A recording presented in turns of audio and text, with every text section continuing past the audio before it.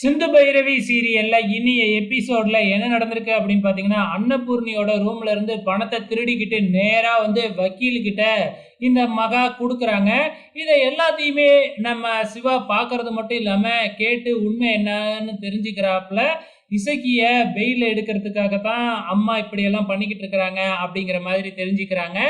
இந்த பக்கம் கோயிலுக்கு அன்னபூர்ணியும் மகாவும் சாமி கும்பிடுறதுக்காக வராங்க.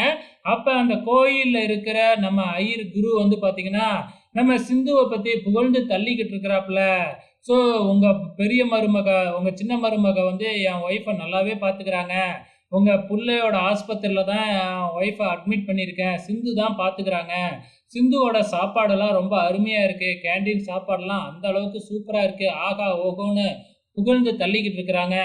இந்த பக்கம் மகா இருந்துகிட்டு வேணும்னே இந்த ஐயருக்கு சிந்து காசை கொடுத்து சொல்ல சொல்லியிருக்கா அப்படின்னு சொல்லி பார்க்குறாங்க. ஆனா அன்னபூர்ணி வந்து அவர் சொல்றது உண்மைதான்.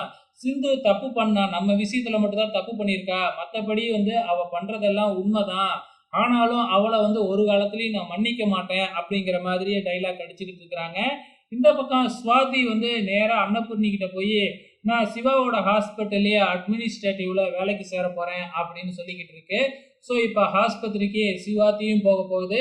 அங்கே ஏற்கனவே சிந்துவும் இருக்கிறாங்க. ஸோ பிரச்சனை எப்படி போக போகுது அப்படிங்கிறது நமக்கு நல்லாவே தெரியும். இப்போ இசைக்கு மகாவுக்கு ஃபோன் பண்ணி நான் வெயில்ல வந்துட்டேன், வந்து என்னைய பாருங்க அப்படிங்கிற மாதிரி சொல்லிக்கிட்டு இருக்கிறாங்க.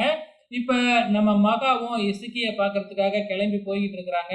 நம்ம சிவா வழக்கம் போல ஃபாலோ பண்ணி போறாப்புல. அங்க ஒரு கோயில்ல தான் இசக்கி இருக்கிறாப்புல.